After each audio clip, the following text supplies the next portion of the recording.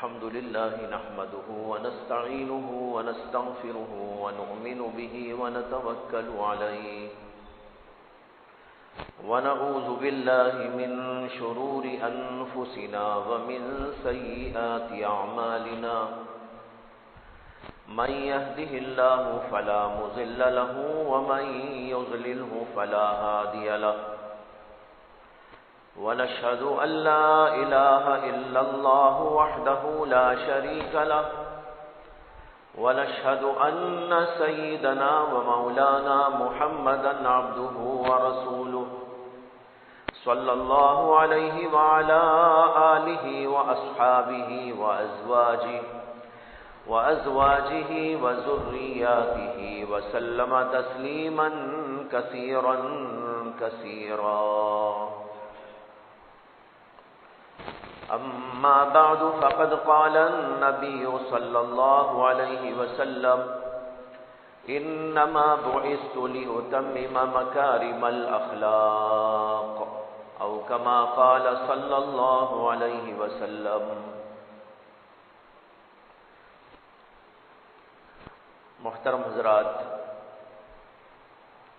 ایک چھوٹی سی حدیث نبی اکرم صلی اللہ علیہ وسلم کی آپ کے سامنے پڑھی ہے، جس کے الفاظ بڑے مختصر ہیں لیکن بڑے جامع ہیں. آپ نے فرمایا انما بعثت لأتمم مکارم الاخلاق، مجھے تو بس اس لیے بھیجا گیا ہے تاکہ میں بہترین اخلاق کی تکمیل کروں، عمدہ اور پاکیزہ اخلاق کی تکمیل کروں. اللہ نے مجھے اس لیے بھیجا ہے. اللہ کے نبی علیہ الصلاۃ والسلام نے اس حدیث پاک میں اپنی بعثت کا مقصد واضح کیا ہے کہ مجھے اللہ نے کیوں بھیجا. نبی کے آنے کے دو مقصد ہوتے ہیں. ایک مقصد لوگوں کو اللہ سے ملا دینا، دوسرا مقصد وہ ہے جو اس حدیث پاک کے اندر بیان فرمایا کہ مجھے اللہ نے اس لیے بھیجا ہے کہ میں پسندیدہ اور عمدہ اخلاق کی تکمیل کروں، تعلیم دوں. اس مقصد سے واضح ہوتا ہے کہ جہاں اللہ نے نبی اکرم صلی اللہ علیہ وسلم کو وہ تعلیمات عطا فرمائی جن تعلیمات کے ذریعے انسان اللہ سے لو لگاتا ہے، اللہ تعالی سے تعلق پیدا کرتا ہے اور اس کی وجہ سے اللہ کی عبادت کرتا ہے، اللہ کا ذکر کرتا ہے اور بہت سارے اللہ کے احکامات پر عمل کر کے اللہ کا قرب پاتا ہے. وہیں پر اللہ کے نبی کو ایسی تعلیمات بھی دی گئیں جن تعلیمات کے ذریعے ایک انسان مکمل انسان بنتا ہے، اس کے اندر بہترین اخلاق پیدا ہوتے ہیں، جس کی وجہ سے وہ لوگوں کے ساتھ ایسا بہترین سلوک کرتا ہے جس سے لوگوں کو فائدہ محسوس ہوتا ہے، خوشی محسوس ہوتی ہے، راحت محسوس ہوتی ہے. اس کا انداز زندگی ایسا ہوتا ہے جس سے کہ لوگوں کے اندر بھلائی پھیلتی ہے. یہ ہے اس کا مقصد جو اللہ کے نبی صلی اللہ علیہ وسلم نے بتایا انما بعثت لأتمم مکارم الاخلاق، کہ مجھے اللہ تبارک و تعالی نے عمدہ اور پاکیزہ اخلاق کی تکمیل کے لیے بھیجا ہے. قرآن میں ایک جگہ اللہ تعالی نے فرمایا ہے الیوم اکملت لکم دینکم واتممت علیکم نعمتی ورضیت لکم الاسلام دینا. آج کے دن میں نے تمہارے لیے تمہارے دین کو مکمل کر دیا، اسلام کو مکمل کر دیا اور دین سے بحیثیت دین کے راضی ہو گیا. یہاں تکمیل اسلام کا ذکر ہے، اسلام کو مکمل کر دیا. اسلام کیا ہے؟ اسلام ان سب چیزوں کا مجموعہ ہے. اس کے اندر ایک طرف وہ تعلیمات ہیں جن کو لے کر ایک انسان اللہ والا انسان بن جاتا ہے، دوسری طرف وہ تعلیمات ہیں جن کو لے کر ایک انسان بہترین انسان بن جاتا ہے، یہ دونوں چیزیں جب تکمیل کو پہنچتی ہیں تو کہا جائے گا اسلام مکمل ہو گیا۔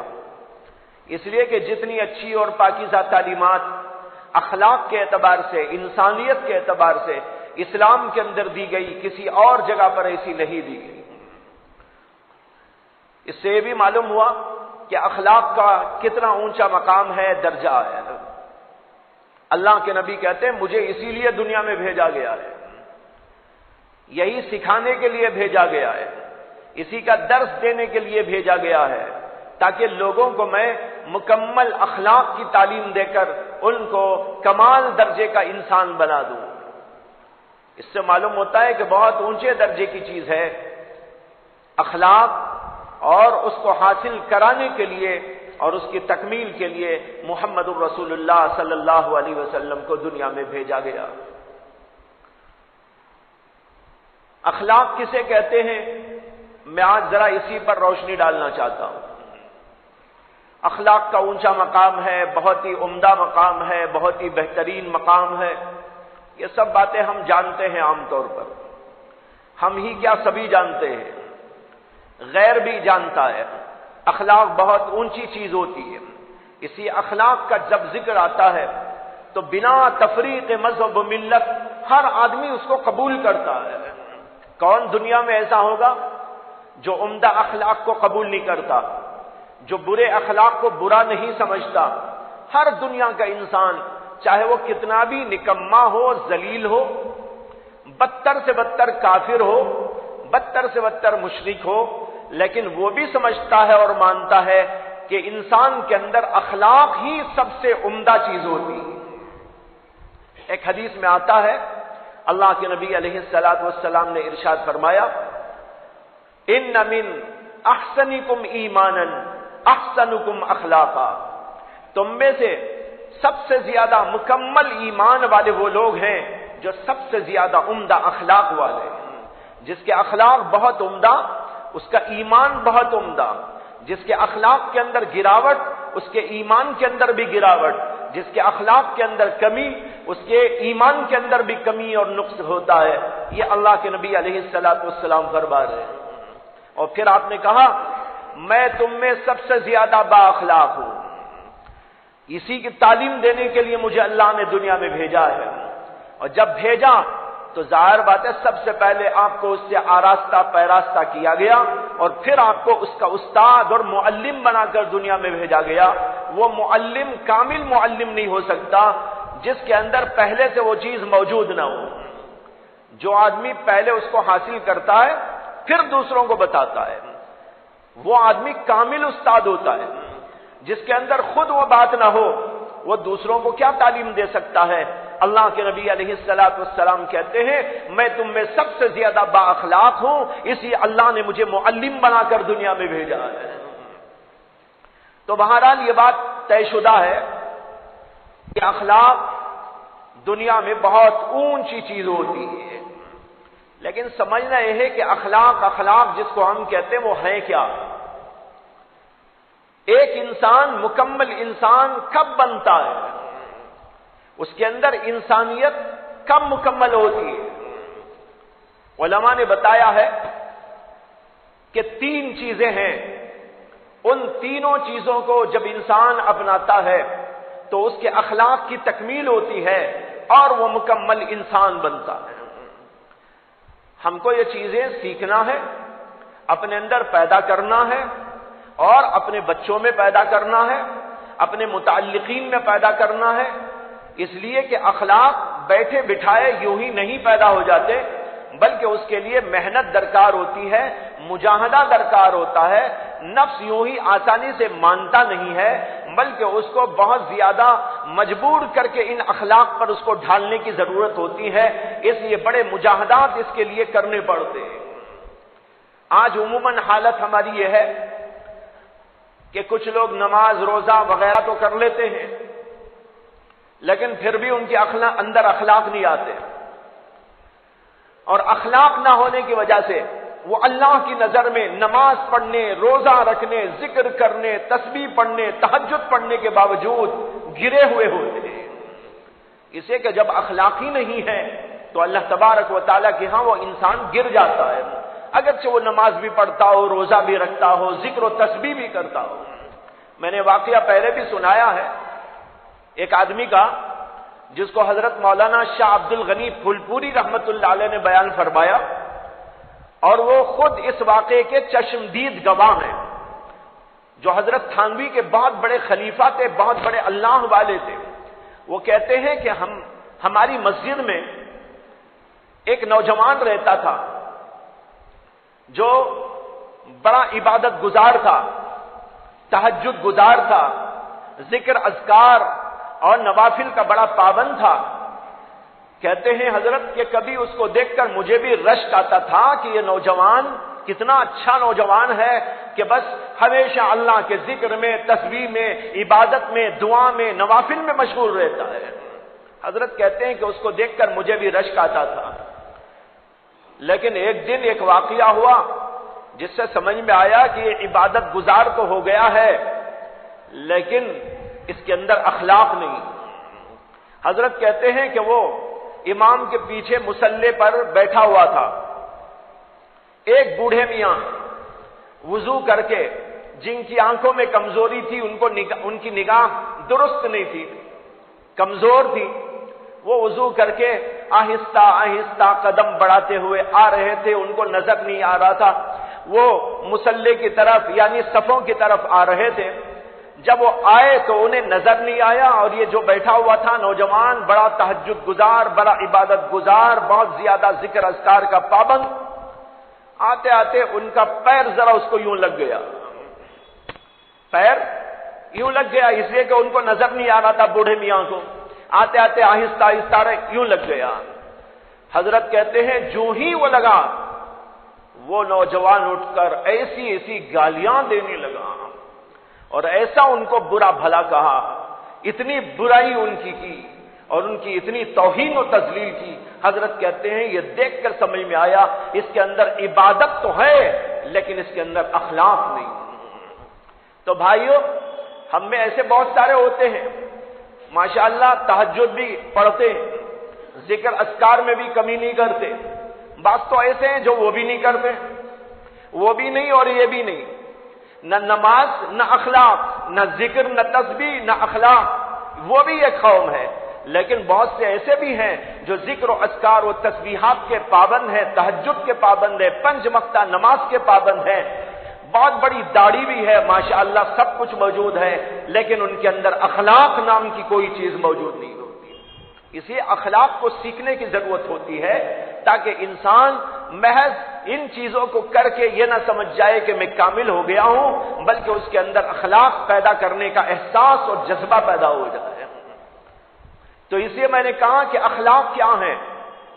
علماء کہتے ہیں 3 چیزیں ہیں، ان تینوں چیزوں کو جب ملایا جاتا ہے تو اس کا نام ہوتا ہے اخلاق، جس کے لیے اللہ کے نبی علیہ السلام نے یہ لفظ استعمال کیا مکارم الاخلاق، یعنی عمدہ اخلاق اور بہترین اوصاف۔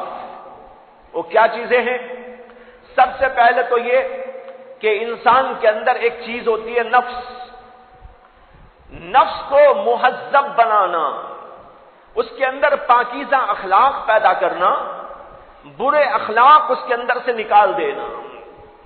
اس کو قرآن اور حدیث کی اصطلاح میں تزکیہ کہا جاتا ہے، اسی کو تزکیہ نفوس کہا جاتا ہے، یعنی نفس کی اصلاح، نفس کا تزکیہ۔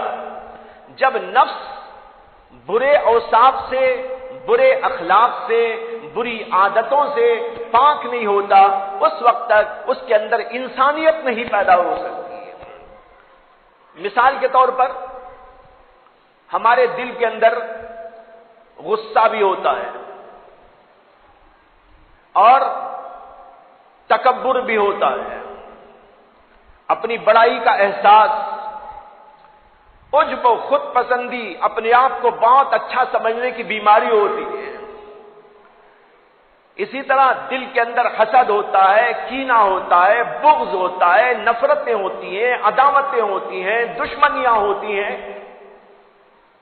ایک انسان یہ چیزیں اپنے دل کے اندر پال کے رکھے، تکبر کو پال رہا ہے، میرے سے بڑا کوئی نہیں، میں ہی سب سے بڑا، میں ہی سب سے بڑا، میرے سے زیادہ اچھا کوئی نہیں، میرے سے زیادہ نمازی کوئی نہیں، یا حسد میں مبتلا ہے، کینے میں مبتلا ہے، اور دوسروں کی تحقیر میں مبتلا ہے۔ یہ بیماریاں اندر پڑ رہی ہیں، غصے کی بیماری پڑ رہی ہے، موقع بے موقع، صحیح وقت بے وقت، ہر جگہ پر غصہ کر رہا ہے، تیش دکھا رہا ہے۔ یہ بیماریاں اس کے دل کے اندر پلتی چلی جا رہی ہیں۔ اور دوسری طرف دیکھو، ماشاءاللہ نماز بھی پڑھ رہا ہے، ذکر میں بھی کمی نہیں کر رہا ہے، تہجد بھی پڑھ رہا ہے، بلکہ آپ کو بتاؤ یہ اس کی تہجد بھی اسی تکبر کے نتیجے میں ہوتی ہے۔ وہی اپنی بڑائی کا احساس یا لوگوں کو یہ باور کرانے کی فکر کہ میں بڑا تہجد گزار ہوں، میں بڑا عابد ہوں، میں بڑا زاہد ہوں، میں اذکار والا ہوں، میں یہ کرنے والا ہوں، میں وہ کرنے والا ہوں، اسی کے ذوق نے اس کو یہ کرنے پر بھی مجبور کر دیا ہے، اس لیے یہ بھی کر رہا ہے۔ تو ایک طرف یہ اور دوسری طرف یہ، دونوں چیزیں لے کے چل رہا ہے۔ اب ایسے آدمی کو سوچنا چاہیے کہ اس کے اندر عبادت ہو تو ہو، لیکن اس کے اندر اخلاق موجود نہیں، اس لیے کہ اس کے اندر تو تکبر ہے، اس کے اندر تو بغض و عداوت بھری ہوئی ہے، دوسروں کی تحقیر بھری ہوئی ہے، دوسروں کو جو ہے ہلکا سمجھنے کی بیماری اس کے اندر بھری ہوئی ہے، اپنے آپ کو بڑا سمجھنے کی بیماری بڑی ہوئی ہے۔ ان بیماریوں کے ساتھ ایک آدمی اللہ کی نظر میں با اخلاق نہیں ہوتا، اور یہ بیماریاں وہ بیماریاں ہیں جو دنیا کا ہر انسان ان کو برا سمجھتا ہے۔ دنیا میں کوئی ایسا نہیں ہوگا جو یہ کہے کہ بھئی تکبر بہت اچھی چیز ہے، اپنے آپ کو بہت اچھا سمجھنا بہت اچھی چیز ہے، دوسروں کی تحقیر، دوسروں کی تذلیل، دوسروں کے ساتھ برا سلوک، یہ کوئی اچھی چیز ہو سکتی ہے؟ نہیں، کوئی نہیں کہے گا۔ ہر آدمی دنیا کا، چاہے کہ وہ انسان ہو، چاہے تو وہ ہندو ہو، چاہے وہ کرسچن ہو، چاہے وہ کسی مذہب کو، دھرم کو مانتا بھی نہ ہو، وہ بھی کہے گا نہیں نہیں یہ تو بہت بری چیز ہے۔ آدمی کے دل میں حسد ہو، آدمی کے دل میں کینہ ہو، آدمی کے دل کے اندر جو ہے تکبر ہو، آدمی کے دل کے اندر یہ فلاں فلاں قسم کی بیماریاں پڑ رہی ہو، کوئی انسان نہیں کہے گا کہ یہ اچھی چیز ہے، ہر آدمی کہے گا بری چیز ہے۔ انبیاء اکرام علیہم السلام یہ تعلیم دینے کے لیے بھی آتے ہیں، اس کو کہتے ہیں اخلاق کی تعلیم، انسانیت کی تعلیم، مکارم اخلاق ان کا نام ہے۔ کیا تعلیم دیتے ہیں کہ ان کو نکالو، حسد کو نکالو، اور کینے کو نکالو، عجب کو نکالو، تکبر کو نکالو، تمہارے اندر کے اس غصے کو نکالو، ان سب چیزوں کی اصلاح کرو، یہ برے اخلاق ان کی جگہ پر پاکیزہ اخلاق پیدا کرو، تمہارے اندر تکبر کی جگہ تواضع ہونی چاہیے۔ تواضع کیا ہے؟ تواضع یہ ہے آدمی سمجھے کہ میں اللہ کی جناب میں ایک کمزور انسان ہوں، میرے اندر عیوب ہیں، میرے اندر نقائص ہیں، میرے اندر بہت کمیاں ہیں۔ اگر کوئی اس کے اندر اچھائی بھی اس کو دکھے، وہ سمجھے میرا کمال نہیں، یہ اللہ نے مجھ کو عطا کیا ہے۔ کسی کو علم دیا ہے، کسی کو عبادت دی ہے، کسی کو کوئی اور کمال دیا ہے، کسی کے اندر اخلاق دیا ہے، یا اور کوئی دنیا کا کمال دیا ہے، اس کو سمجھنا یہ ہے کہ یہ میرا کمال نہیں، یہ میرے مالک کا کمال ہے۔ علماء نے مثال دی سمجھانے کے لیے، جیسے ایک بلڈنگ بنی ہو، بڑی عالیشان بلڈنگ ہے، خوبصورت، بڑی مضبوط، بڑی لاجواب۔ وہ بلڈنگ کہنے لگے میں بہت حسین ہوں، میں بہت جمیل ہوں، میرے سے بڑی کوئی نہیں، میرے جیسی کوئی نہیں۔ آدمی کہے گا تیرا کیا کمال ہے اس میں؟ بلڈنگ کا کیا کمال؟ بلڈنگ کا کوئی کمال نہیں، بلڈنگ بنانے والے کا کمال ہے، انجینئر کا کمال ہے کہ اس نے تجھے ایسی خوبصورت بنایا، اگر وہ نہ بناتا تو کیسے بن جاتی؟ اگر وہ نہ بناتا تو تیرے اندر یہ کمال آ ہی نہیں سکتا تھا. تیرے بنانے والے کا کمال ہے جو تیرے اندر حسن و جمال اور کمال نظر آ رہا ہے. بالکل اسی طرح نیک بندہ یہ سمجھتا ہے میرے اندر کوئی کمال ہے، میرا کوئی کمال نہیں، اس پر مجھے فخر کرنے کا کوئی حق بھی نہیں ہے. یہ کمال تو اللہ کا کمال ہے. اللہ نے میرے جیسی گندی و ناپاک چیز کو ایسا بنا دیا ہے. جیسے وہ بلڈنگ اینٹوں پتھر ڈھیر یوں ہی پڑا رہتا تو کون پوچھتا اس کو، کون تعریف کرتا اس ڈھیر کی، بلکہ سب لات مار مار کے جاتے، ہٹا ہٹا کے جاتے یہ کیا ہے. لیکن وہی اینٹ اور پتھر کو جوڑ کر ایک باکمال ماہر انسان نے، معمار نے، انجینئر نے اس کو بنایا تو ایسی حسین و جمیل بلڈنگ تیار ہو گئی. اگر وہ بلڈنگ نہ بنائی جاتی تو وہ تو اینٹوں پتھر کے ڈھیر تھے، مٹی کا ڈھیر تھا، اس کے اندر کوئی کمال نہ تھا. اسی طرح انسان کو سمجھنا چاہیے میں بھی مٹی کا ڈھیر تھا. مٹی کو اللہ نے نطفہ ناپاک بنایا، کہاں کہاں بکھر کے تھی مٹی میری معلوم نہیں. اللہ تعالیٰ نے اس کو جمع کیا اور پھر ایک دوسرا نظام بنایا، اس دوسرے نظام سے غذاؤں کو تیار فرمایا، اور اس نظام سے جو غذائیں تیار ہوئی وہ غذائیں جگہ جگہ سے معلوم نہیں کون سے ملکوں سے جمع کر کے کسی ملک میں آ گئی. دیکھیے آج بھی یہی نظام ہے اللہ کا دنیا میں. کھیتیاں ہر ملک میں ہو رہی ہیں، جانور ہر ملک میں پیدا ہو رہے ہیں، ہر ملک کے اندر مختلف چیزیں دستیاب ہیں، وہ ادھر سے ادھر ہوتی ہیں. وہاں سے کھیتیوں سے اگ کر مال یہاں آ رہا ہے، یہاں سے کچھ مال وہاں پر جا رہا ہے، پھر ایک جگہ پر اس کو جمع کیا جا رہا ہے، پھر منڈیوں میں لایا جا رہا ہے، منڈیوں میں بیچا جا رہا ہے، پھر وہاں سے کچھ لوگ اس کو خرید رہے ہیں، خریدنے کے بعد اس کو کچھ بنا رہے ہیں، اور پھر وہ روٹی کی شکل میں، چاول کی شکل میں، بریانی کی شکل میں، دودھ کی شکل میں، چائے کی شکل میں، حلووں کی شکل میں، مختلف اور غذاؤں کی شکل میں تبدیل ہو رہے ہیں. یہ پھر انسان کھا رہا ہے. جب اس کو کھایا اندر ایک خون پیدا ہوا، اور پھر خون سے اللہ نے مادہ منویہ جس کو منی کہتے ہیں وہ تیار فرما دیا، اور اسی مادہ منویہ کو ماں باپ کے ملاپ سے رحم مادر کے اندر منتقل فرما دیا، اور رحم مادر میں جب آیا تو وہاں سے پھر 9 مہینے کے بعد بچے کی شکل لے کر بچہ باہر نکل آیا. کیا تھا کیا بن گیا. اب انسان آ کے کہہ رہا ہے میں دیکھو کتنا حسین ہوں. اسے کہا جائے گا بے وقوف تو تھوڑا ہی حسین ہے، تو اتنا گندا تھا کہ تجھے تو کوئی ہاتھ لگ جائے تو دھوتا تھا، کپڑے پہ منی لگ جائے تو دھویا جاتا تھا، اور جسم پہ لگ جائے تو نفرت آتی تھی، جب تک کہ دھویا نہ جائے دل کو چین نہ آتا تھا. اتنا ناپاک. لیکن اسی ناپاک کو اللہ تعالیٰ نے مختلف پروسیجر سے گزار کر تیرے جیسی شکل عطا فرما دی. اب تو ہاتھ والا، پیر والا، جسم والا، آنکھ والا، ناک والا، کان والا، زبان والا، دل والا، دماغ والا ایک انسان بن گیا. اور پھر اتنا ہی بنا کے بھی چھوڑ دیتا اللہ تب بھی تو کسی کام کا نہ ہوتا. مثلا اللہ خالی جسم بنا دیتا لیکن دماغ میں دماغ نہ ہوتا،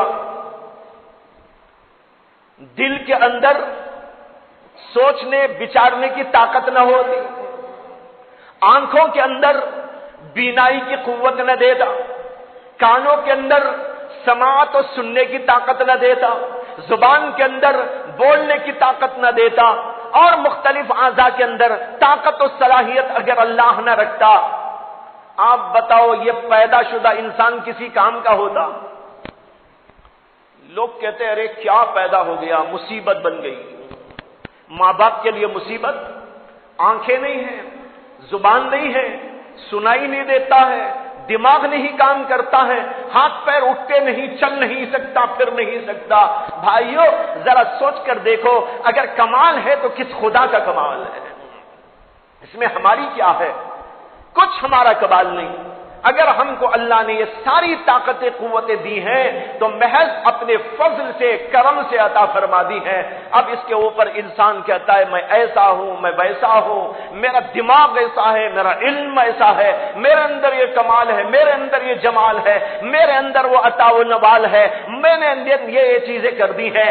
اللہ کہتا ہے تجھے کہنے کا کوئی حق نہیں. ایک دفعہ حضرت موسیٰ علیہ السلام بیان فرما رہے تھے, تقریر ہو رہی تھی. اندازہ کرو نبی کی تقریر, نبی کو اللہ اپنی نگرانی میں رکھ کر بنا کے دنیا میں بھیجتا ہے. دنیا میں آنے کے بعد بھی اللہ کی نگرانی میں ان کی تربیت ہوتی ہے. دنیا میں نبی کا کوئی استاد نہیں ہوتا, نبی کا استاد تو صرف اللہ ہی ہوتا ہے. ہمارے نبی علیہ السلام سب جانتے ہیں, کسی اسکول میں نہیں پڑھے, کسی مدرسے میں نہیں پڑھے, کسی استاد کے سامنے جا کے نہیں پڑھے, ان کا کوئی استاد دنیا میں نہیں ہے. اللہ نے براہ راست ان کو تعلیم دی, اپنے فرشتے کے ذریعے سے اللہ تبارک و تعالی نے ان کے دل کے اوپر القاء کیا ان علوم کا, جس کی وجہ سے تمام دنیا کے عالموں سے بڑے عالم اللہ کے نبی بن گئے. موسیٰ علیہ السلام ہو یا اور پیغمبر, سب کے ساتھ اللہ کا معاملہ ایسے ہی ہوتا ہے کہ اللہ تعالیٰ ان کو اپنی تربیت اور نگرانی میں رکھ کر تربیت دیتے ہیں. اب ان کو اللہ نے تربیت دے کر بنایا تھا تو ان کی تقریر کیسی ہوگی؟ لاجواب تقریر. جب وہ تقریر سے فارغ ہوئے تو ایک آدمی کو بڑا جوش آ گیا. بنی اسرائیلی ایک آدمی جو بیٹھ کے سن رہا تھا, اس کو ایک بڑا جوش آیا اور اس جوش کے اندر اس نے کھڑے ہو کر کہا, اے موسیٰ آپ نے تو ایسی لاجواب تقریر کی ہے کہ دنیا میں آپ سے بھی بڑا کوئی عالم ہے. حضرت موسیٰ کی زبان سے نکل گیا, نہیں میرے سے بڑا کوئی عالم نہیں. ایک روایت میں ہے کہ انہوں نے کہا میں ہی سب سے بڑا عالم ہوں. ایک روایت میں ہے کہ انہوں نے کہا کہ میں نہیں جانتا کہ میرے سے بھی بڑا کوئی عالم ہے. بہرحال موسیٰ علیہ السلام نے جب یہ کہا فوراً اللہ کا عتاب ہوا اور اللہ نے کہا اے موسیٰ تم یہ کہتے ہو کہ تمہارے سے بڑا عالم نہیں, ہم نے خضر کو جو فلاں جگہ رہتے ہیں ہمارے ایک بندے, ان کو ہم نے تم سے بھی زیادہ علم دیا ہے. حضرت موسیٰ علیہ السلام سجدے میں گر گئے, عاجزی کی, انکساری کی, معافی طلب کی کہ اللہ میرا یہ بڑائی کا دعویٰ بڑا غلط دعویٰ تھا, میں اس سے رجوع کرتا ہوں, توبہ کرتا ہوں, مجھے معاف کر دیجئے اور مجھے ذرا پتہ بتا دیجئے تاکہ میں بھی اس بندے کے پاس میں پہنچ کر علم حاصل کروں. اللہ نے پتہ بتایا, موسیٰ علیہ السلام تشریف لے گئے, خضر علیہ السلام سے ملاقات ہوئی اور لمبا چوڑا واقعہ پیش آیا جو قرآن میں بھی موجود ہے. میں بتایا رہا تھا کہ انسان کو سمجھنا ہے کہ کمال میرا کچھ نہیں. کمال اگر کچھ نظر آ رہا ہے تو وہ کمال تو میرے خالق کا اور مالک کا ہے. جب آدمی یہ سوچے گا اس کے اندر کہاں سے بڑائی کا جذبہ پیدا ہوگا, وہ کب اپنے آپ کو بڑا سمجھے گا. آج دنیا کی بیماریوں میں سے ایک بدترین بیماری جس میں تقریباً 99% سے بھی زیادہ لوگ مبتلا ہیں, وہ یہ تکبر کی بیماری ہے. دنیا میں دو قسم کے لوگ ہوتے ہیں. ایک وہ لوگ ہوتے ہیں جن کے اندر کچھ کمال بھی ہوتا ہے اللہ کا دیا ہوا, علم کا کمال ہو یا کوئی عملی کمال ہو, مختلف علوم و فنون کی مہارت ہو, کام کاج کرنے کا سلیقہ ہو, عقل ان کی کامل ہو, نظر ان کی بہت دور رس ہو, وغیرہ وغیرہ مختلف کمالات اللہ دیتا ہے. کچھ لوگ وہ بھی ہوتے ہیں جن کے اندر بظاہر تو کوئی کمال نہیں ہوتا, معمولی قسم کے ہوتے ہیں. کچھ ان کے اندر کمال نہیں ہوتا, نہ ان کے اندر علم ہوتا ہے, نہ ان کے اندر کسی چیز کی مہارت ہوتی ہے, نہ ان کی نظر کوئی صاحب نظر کی نظر ہوتی ہے, نہ ان کے اندر کوئی فقاہت ہوتی ہے, نہ ان کے اندر کوئی بصیرت ہوتی ہے, نہ عملی طور پر ان کی کوئی محنت اور مجاہدہ اور کوئی کمال ہوتا ہے, کچھ نہیں ہوتا. لیکن اس کے باوجود ایسے لوگ بھی آج مبتلا ہے تکبر کے اندر. جو کچھ رکھتے ہیں کمال اللہ کا دیا ہوا، ان کو بھی حق نہیں پہنچتا کہ وہ اپنے آپ کو بڑا سمجھے، اس لیے کہ وہ کمال ان کا کوئی کمال نہیں ہے، وہ کمال تو اللہ کا دیا ہوا کمال ہے۔ لیکن آپ ذرا اندازہ کرو، جب صاحب کمال کو بھی تکبر کی اجازت نہیں، بڑا سمجھنے کی اجازت نہیں ہے، تو جن کے پاس ظاہراً کمال بھی موجود نہیں ہے وہ بھی تکبر کرنے لگے۔ کتنے افسوس کی بات اور کس قدر حماقت کی بات ہے جب صاحب نظر کو بھی، صاحب علم کو بھی، صاحب کمال کو بھی، صاحب تقوی کو بھی، صاحب عبادت کو بھی، صاحب ریاضت کو بھی یہ نہیں ہے حق کہ وہ اپنے آپ کو بڑا سمجھے، تو جس کے پاس کوئی کمال نہیں ہے وہ اگر ڈینگے مار رہا ہو تو اس کی برائی کا کیا اندازہ کیا جا سکتا ہے۔ آج ایسا دور چل رہا ہے، خاص طور پر نوجوان طبقہ، اسکولوں میں پڑھنے والا، کالجوں میں پڑھنے والا، اور پڑھنے والوں کے علاوہ نہیں پڑھنے والے، کچھ کام دھام والے، ہر جگہ دیکھا جاتا ہے کہ ان کے اندر اتنی بیماری کوٹ کوٹ کر تکبر کی بھر گئی ہے کہ وہ تو اپنے آپ کے سامنے سب کو زیر سمجھتے ہیں۔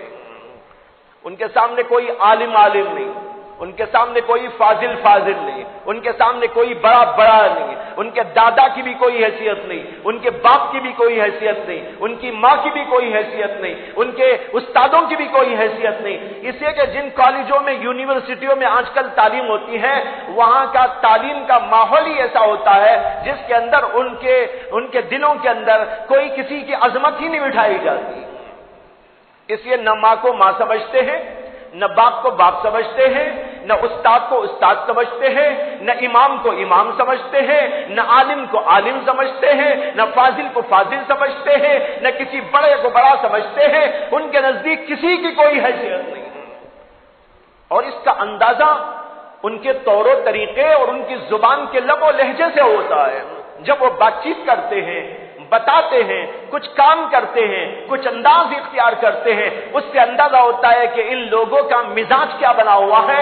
ایسا مزاج بن گیا ہے جیسے کہ شیطان کا مزاج تھا کہ میرے سے بڑا کوئی نہیں۔ اللہ تعالیٰ نے کہا تھا آدم کے سامنے سجدہ کر، اس نے کہا میں کیوں سجدہ کروں، میں تو آدم سے افضل ہوں، میں تو آدم سے بڑا ہوں، مجھے تو آپ نے پیدا کیا تھا آگ سے، اور انسان کو یا آدم کو پیدا کیا تھا مٹی سے، مٹی کے سامنے آگ کیوں جھکے؟ اس لیے وہ اپنی بڑائی کے احساس کی وجہ سے جھکنے کے لیے تیار نہیں ہو۔ بالکل یہی حال آج کل کے لوگوں کا ہو گیا، بالخصوص نوجوان لوگوں کا، کہ ان کے اندر یہ مزاج پڑ رہا ہے کہ ہم تو بس اتنے بڑے ہیں کہ ہمارے سامنے سب چھوٹے ہیں۔ دین کی بات کہو تو بھی ماننے تیار نہیں، عقل کی بات کہو تو بھی ماننے تیار نہیں، تجربے کی بات کہو تو بھی ماننے تیار نہیں۔ ہر بات میں ان کا دماغ یہ ہے کہ ہم ہی سب سے بڑے ہیں۔ ماں باپ کو بھی حقیر سمجھتے ہیں، دادوں کو بھی اپنے حقیر سمجھتے ہیں۔ یہ مزاج امت کے اندر اور امت کے اکثر طبقے کے اندر ہو تو بھائیوں یہ خطرے کی بات ہوتی ہے۔ اس کا مطلب یہ ہے کہ ہم ابھی تک انسان نہیں بنے ہیں۔ انسان بننے کے لیے تو یہ ضروری تھا کہ ہم جہاں عبادت کریں، ریاضت کریں، اللہ کا ذکر کریں، تسبیح پڑھیں، تو وہیں پر ہمارے اندر یہ تواضع بھی پیدا ہو۔ اگر تواضع کے بجائے تکبر کا مزاج بنا ہوا ہے تو اس کا مطلب یہ ہے کہ ہم نے ابھی تک اپنے آپ کو انسانیت کے خانے میں داخل کرنے کی کوشش نہیں کی۔ انسانیت کے خانے میں داخل ہونے کے لیے تکبر کو چھوڑ کر تواضع کو اختیار کرنا ضروری ہے۔ ایک مثال دی میں نے، ورنہ تو ٹاپک ایسا ہے کہ ہر چیز کو الگ الگ بیان کیا جائے تو لمبی چوڑی گفتگو ہوگی۔ بتانا یہ ہے کہ تہذیب نفوس، اپنے دلوں اور اپنے نفس کی اصلاح، کہ اس کے اندر سے برے خیالات، برے جذبات، بری عادتیں، برے طور طریقے، ان سب کو باہر نکالنا اور اس کی جگہ پر اچھے اخلاق، اچھے عمدہ صفات پیدا کرنے کی کوشش کرنا، اس کا نام ہے تہذیب نفوس۔ انبیاء علیہم السلام کا بہت بڑا مشن یہ تھا جس کو لے کر وہ دنیا میں تشریف لائے، اور اس کے لیے اللہ کے نبی نے فرمایا انما بعثت لیتمم مکارم الاخلاق، مجھے بھیجا ہی گیا ہے مکارم اخلاق کی تکمیل کرنے کے لیے۔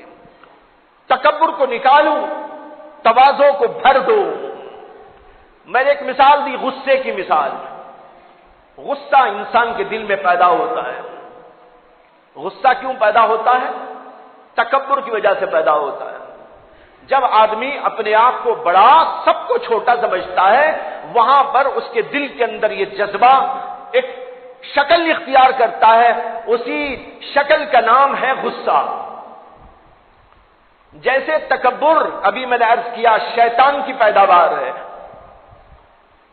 حدیث میں آتا ہے کہ اللہ کے نبی صلی اللہ علیہ وسلم نے فرمایا کہ غصہ یہ بھی شیطان کی وجہ سے پیدا ہوتا ہے۔ ایک حدیث میں اللہ کے نبی نے فرمایا کہ جب انسان کو غصہ آتا ہے تو اس کے دل کے اندر شیطان اپنے جذبات کو ابھارتا ہے۔ اللہ کے نبی نے فرمایا کہ اگر تم اس کا اندازہ کرنا چاہو تو غصہ کرنے والے انسان کے چہرے کو دیکھ لو، کیسا بگڑ جاتا اس کا چہرہ۔ ہونٹ ادھر ہو گئے، ناک ادھر ہو گئی، بھاویں چڑھ گئی، منہ پھول گیا، یعنی شیطان جیسا بن جاتا وہ۔ اپنا چہرہ بھی ایسا بنا لیتا ہے جیسے کہ شیطان کا چہرہ ہو، کوئی چیز اپنی جگہ پر نہیں، سب اپنی جگہ سے ہل گئی۔ اور پھر اس کی آنکھوں کو دیکھو کہ اس کی آنکھوں میں لال لال سرخ ڈوریاں آپ کو دکھائی دیں گی۔ اللہ کے نبی نے فرمایا یہ شیطان کی آنکھ کا اثر ہے جو دکھائی دیتا ہے۔ معلوم ہوا شیطان جیسے آنکھ سے بنا ہوا ہے، جب انسان غصہ کرتا ہے اس کی آنکھ اس کے اندر آ جاتی ہے اور اس کی وجہ سے یہ نظر آتا ہے ہم کو اور آپ کو کہ اس کا چہرہ سرخ ہو گیا، اس کی آنکھیں سرخ ہو گئی۔ ہاں، ضرورت پر غصہ وہ الگ بات ہے، اس کا یہاں ٹاپک نہیں چل رہا ہے۔ یہ بے موقع غصہ اور خامخواہ کا غصہ، بے جوڑ غصہ، ناحق غصہ، نفس کے لیے غصہ، یہ نفس کے لیے غصہ یہ شیطانی حرکت ہوتی ہے۔ نبی علیہ السلام کے بارے میں حدیث میں آتا ہے کہ اللہ کے نبی علیہ السلام کو بھی بسا اوقات غصہ آتا تھا، لیکن وہ غصہ تو حق پر آتا تھا، نفس کے لیے نہیں آیا کرتا تھا۔ وہاں تو سوال کیا پیدا ہوتا ہے نفس کے لیے غصے کا، جبکہ وہاں تو ایسے لوگوں کو تیار کیا گیا جیسے ابو بکر صدیق، عمر بن خطاب اور حضرت علی اور حضرت عثمان۔ حضرت علی کے قصوں میں آتا ہے کہ جب جنگ ہو رہی تھی ایک موقع پر، جنگ کے موقع پر حضرت علی رضی اللہ تعالی عنہ نے ایک یہودی کو پکڑا اور اس کو اس قدر زور سے گرایا کہ وہ نیچے پڑ گیا۔ حضرت علی رضی اللہ عنہ اس کے اوپر بیٹھ گئے، لیکن عین اسی وقت جب وہ اسے مارنے کا ارادہ کر رہے تھے، غصے و تیش میں آ کر اس یہودی نے حضرت علی رضی اللہ عنہ کے چہرے مبارک پہ وہ تھوک دیا۔ وہ اوپر بیٹھے ہوئے تھے، یہ نیچے لیٹا ہوا تھا، لیٹے لیٹے جو تھوکا تو ان کے چہرے کے اوپر پڑ گیا۔ جو ہی اس نے تھوکا حضرت علی رضی اللہ تعالیٰ عنہ اٹھ گئے اور اس کو چھوڑ دیا۔ لوگوں کو بڑی حیرت ہوئی، تعجب ہوا۔ کچھ لوگوں نے کہا کہ حضرت آپ نے اس کو کیوں چھوڑ دیا؟ علی آپ نے اس کو کیوں چھوڑ دیا؟ یہ تو یہودی آپ کے ہاتھ میں پھنس چکا تھا، آپ اسے چاہے تو قتل کر سکتے تھے، یہ آپ کے قتل کے در پہ تھا، یہ تو جنگ کا موقع ہے، جنگ کے موقع پر تو ایسا کیا ہی جاتا ہے، آپ نے اس کو کیوں چھوڑ دیا؟ حضرت علی کرم اللہ تعالی وجہہ نے فرمایا بھائی اس لیے چھوڑ دیا کہ اس نے میرے منہ پر تھوک دیا تھا۔ جب یہ میرے منہ پہ تھوکا تو میرے نفس کے اندر ہیجان پیدا ہوا اور اس کی وجہ سے غصہ آ گیا۔ اب میں نے سوچا اگر میں اسے اب مارتا ہوں یہ نفس کے لیے مارنا ہوگا، اللہ کے لیے نہیں ہوگا۔ میں لڑ رہا تھا، غصہ کر رہا تھا، جنگ کر رہا تھا، اللہ کے لیے کر رہا تھا، لیکن جب اس نے میرے منہ پہ تھوک دیا تو میرے نفس کے اندر ہیجان پیدا ہوا اور اس کی وجہ سے غصہ آیا۔ اب میں قتل کرتا اس کو تو یہ قتل اللہ کے لیے نہ ہوتا، نفس کے لیے ہو جاتا۔ جہاں اللہ کے نبی نے ایسے ایسے لوگوں کو بنایا ہو وہاں اندازہ کرو کہ اللہ کے نبی کا حال کیا ہو۔ کیا وہاں نفس کے لیے غصہ ہو سکتا ہے؟ اپنے من کے لیے کوئی غصہ وہاں آ سکتا ہے؟ وہاں اگر غصہ آتا تھا وہ صرف اللہ کے لیے غصہ آتا تھا، نفس کے لیے کچھ نہ تھا۔ تو بہرحال نفس کے لیے غصہ کرنا یہ 1000 بیماریوں کی ایک بیماری ہے. جیسے ڈاکٹر کہتے ہیں اگر کسی کو بی پی آ جائے، 1000 بیماریوں کی بیماری، ایک بیماری پتہ نہیں بازو اور اس کے ساتھ ساتھ کتنی بیماریوں کو لے کے آتی ہے اور پالتی ہے.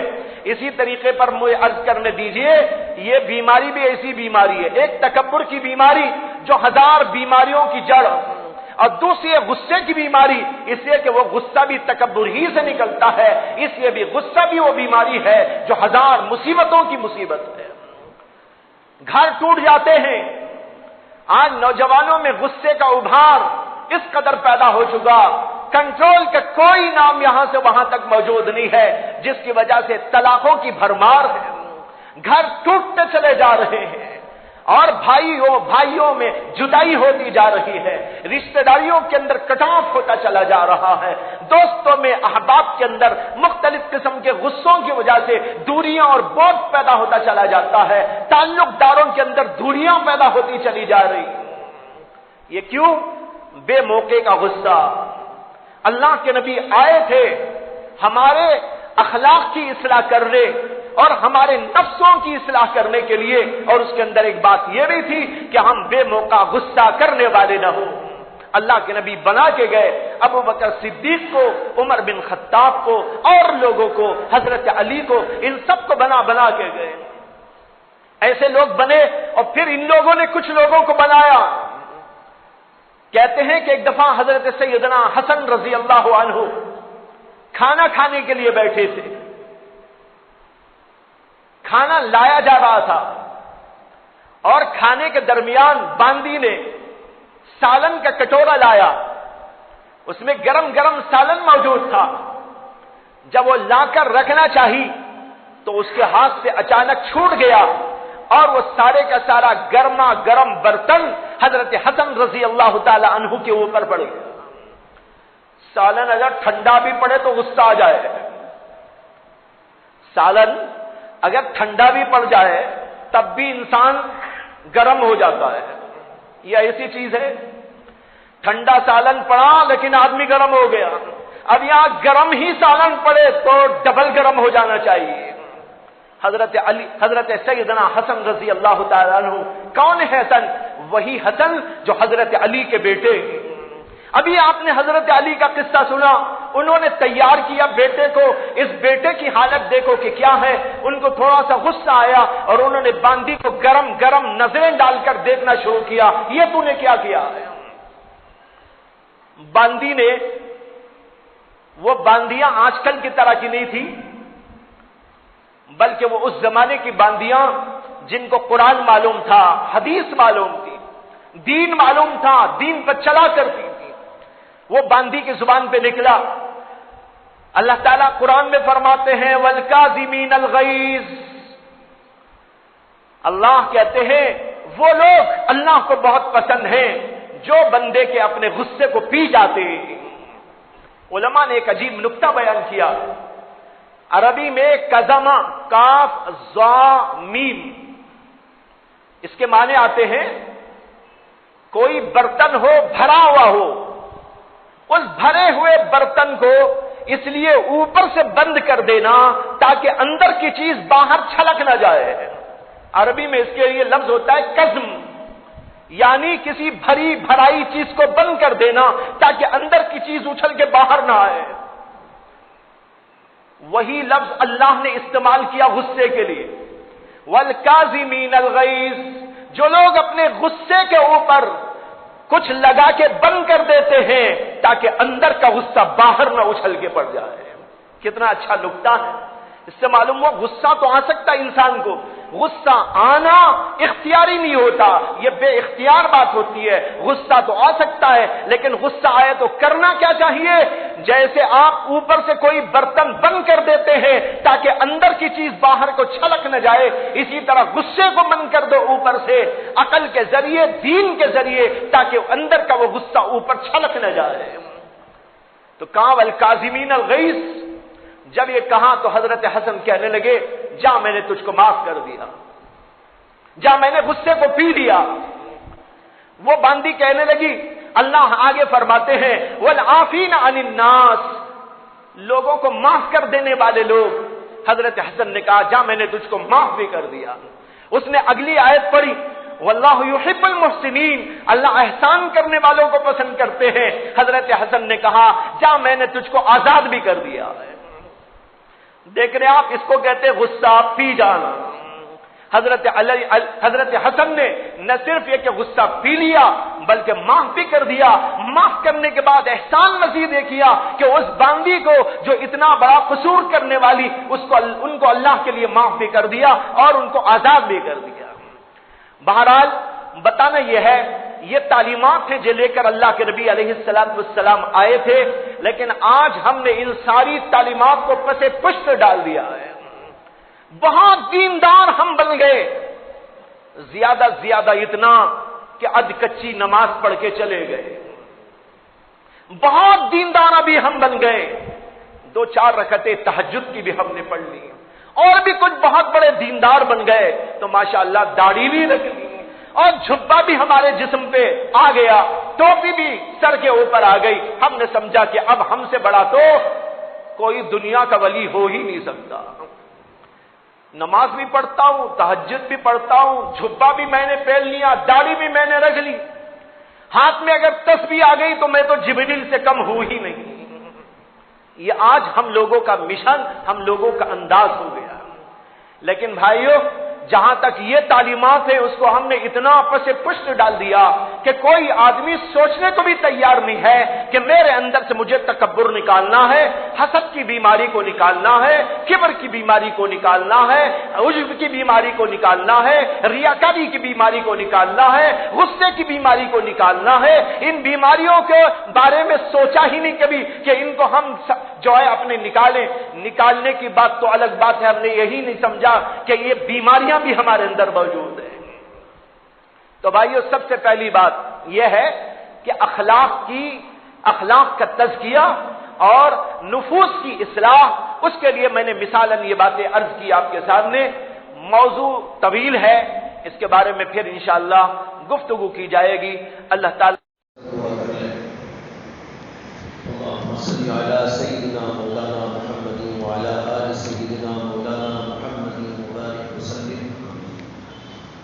اللهم لك الحمد كله ولك الشكر كله ولك الملك كله ولك الخلق كله بيدك الأمر كله وإليك يرجع الأمر كله۔